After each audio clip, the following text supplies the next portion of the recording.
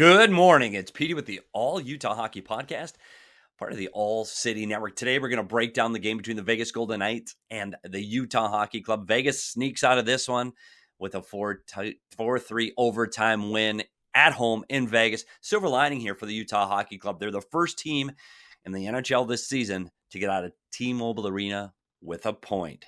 So take that as a silver lining for Utah. And let's get right to the numbers. The glaring number in this one is the shots on goal. Vegas wins the shots on goal contest in this one 35-19, including outshooting Utah in the first period 9-3. And at one point, it was 8-1 in the first period. Utah's going to have to find a way to get more shots on goal. More shots means more chances. More chances means more goals. And this Utah team has struggled to generate offense over the last several games. And as this road trip continues, they're going to have to find a way to create offense. Another big stat for this Utah team was faceoffs. They win the faceoff circle battle 53-47% over Vegas. And this franchise to win in the faceoff circle is a big accomplishment. Over the last several seasons, they've struggled in the faceoff circle, and it starts with Barrett Hayton. Barrett Hayton finishes the night with 71% in the faceoff circle. Kevin Stenlund finishes at 64% in the faceoff circle.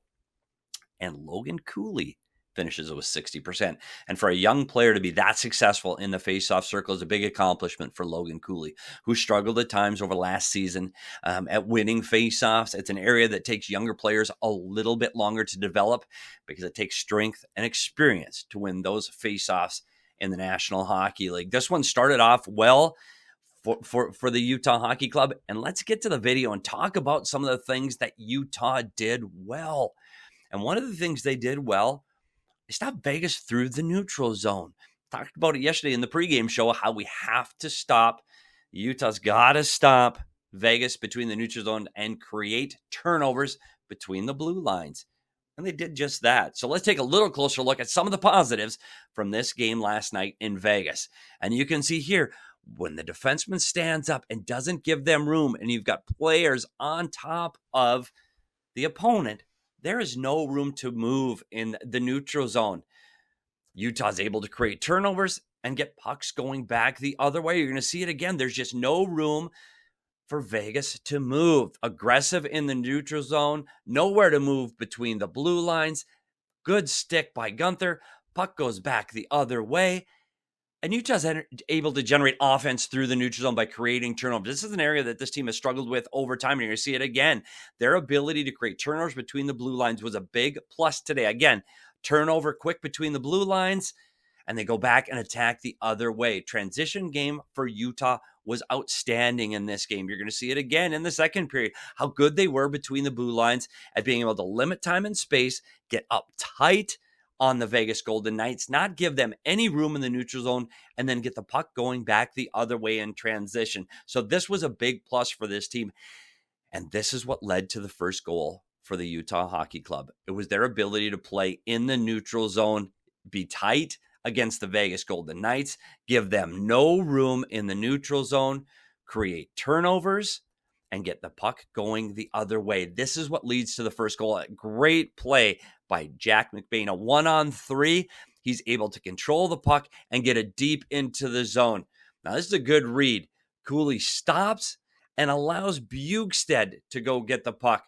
While Vegas is all chasing, well, Logan Cooley, elite shot for this young player, has all kinds of time and space, and he's able to beat Aiden Hill from that spot on the ice. But again, it all starts in the neutral zone. But go back to those first period stats and how much this team was outshot in the first period. So one of the things they're going to have to improve on is they're going to have to shoot when the opportunity arises. Now, this isn't a shooting opportunity. You're covered, sticks in lane, sticks on the puck, and you're unable to shoot. But when you get into this area of the ice and you have the opportunity to take a shot from the middle of the ice for a team that's struggling to generate offense, the puck has to get delivered to the net. But keep in mind, this is Clayton Keller, and he can make extremely good plays. So he's got the vision. He hits Kesselring low in the zone. Great offensive opportunity. Aiden Hill down and out. There's shooting area.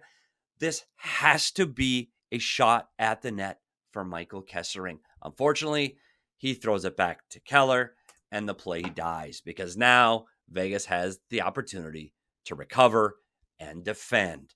And you're going to see it again in the second period.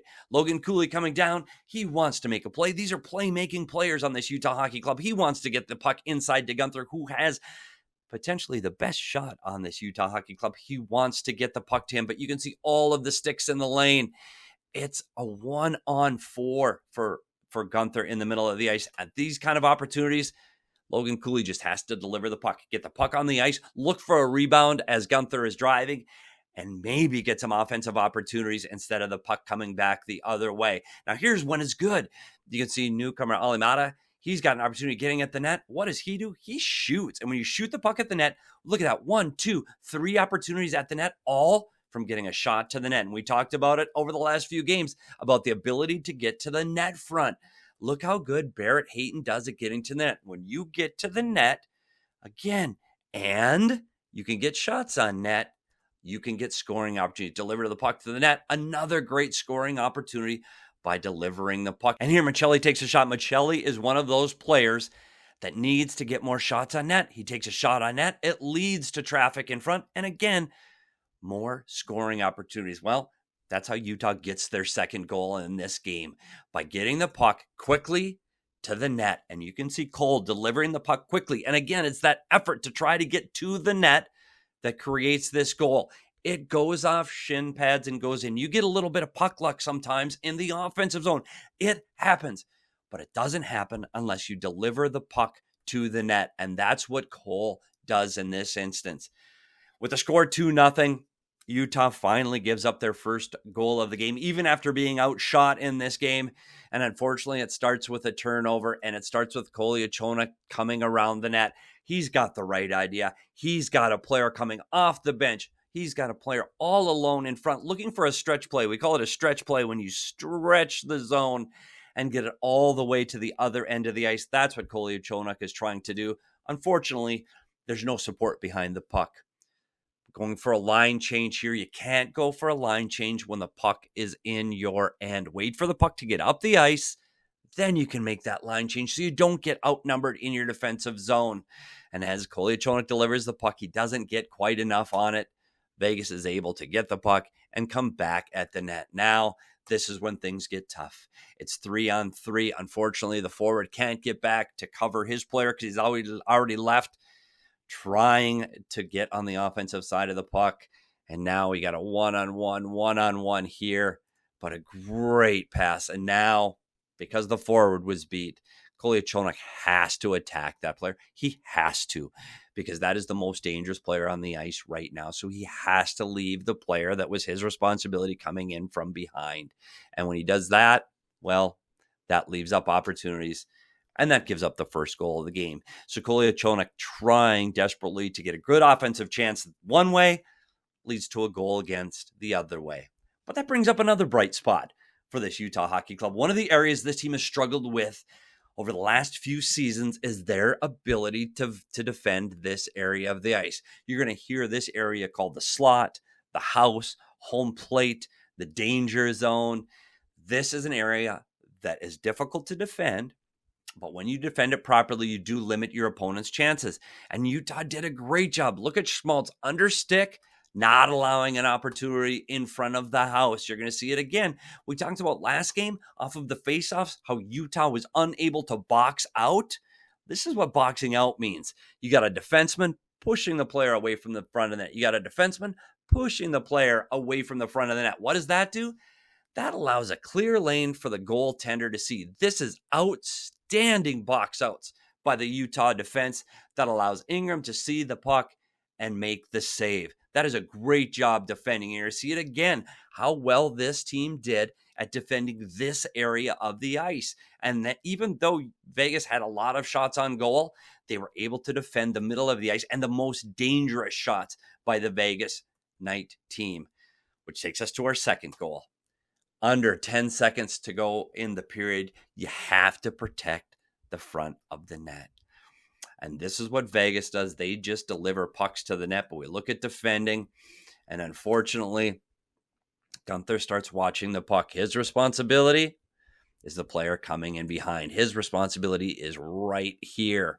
He needs to be on that player. And you could see that they know there's trouble ahead. When you see a defenseman in front of the net pointing like that, that means trouble's brewing and something is going to happen. So as Gunther loses his check here and Vegas comes into the net, well, now you've got an outnumbered situation at the net. You've got 3 Vegas Golden Knights against 2 Utah Hockey Club members. And that's when things break down, because you have to do someone else's job. And when you find yourself doing someone else's job, someone's going to be open. Now, unfortunately, the puck goes off of the defenseman Sergachev's stick and gets to the front of the net. And it's a puck luck going back the other way. I think Kesselring and Sergachev defended this as well as they possibly could. Again, he's got the stick down to deflect the pass going across lane.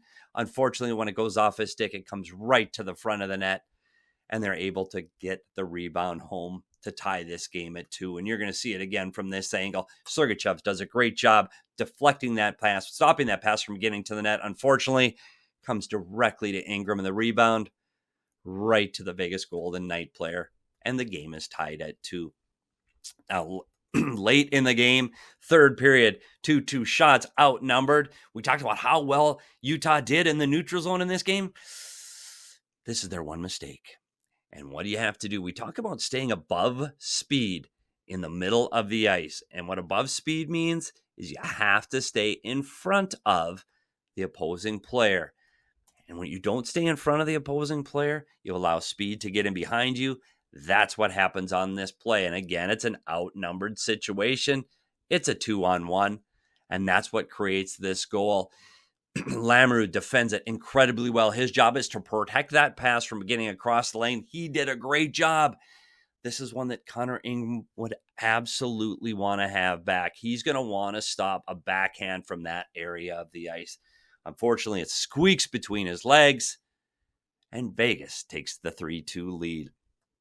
But Utah's not done in this one. Again, it's getting to the net. This is an outstanding individual effort by Nick Bjugstad. His ability to traverse the ice and find this open area.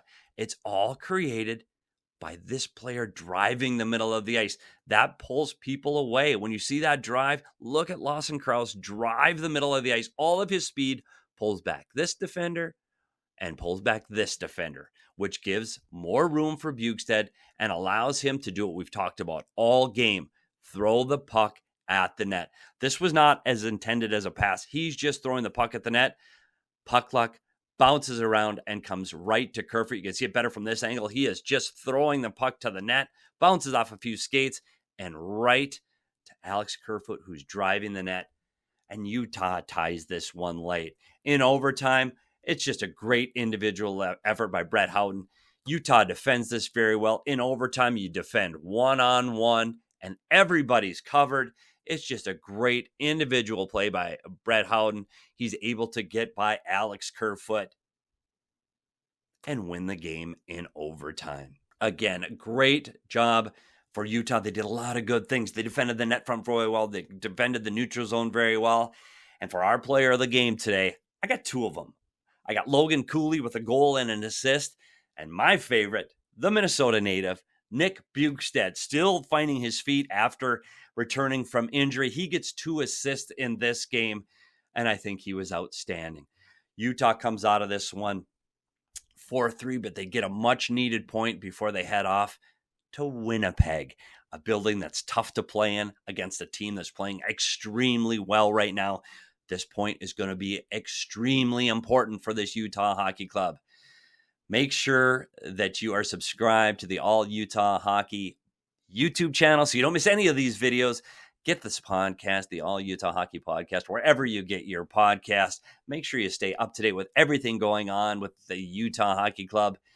I'm Petey. Thanks for joining me this morning for this quick video recap. A lot of silver linings today for the Utah Hockey Club in their game against the Vegas Golden Knights. And as always, until next time, I'll see you at the rink. We all silly like the mayor.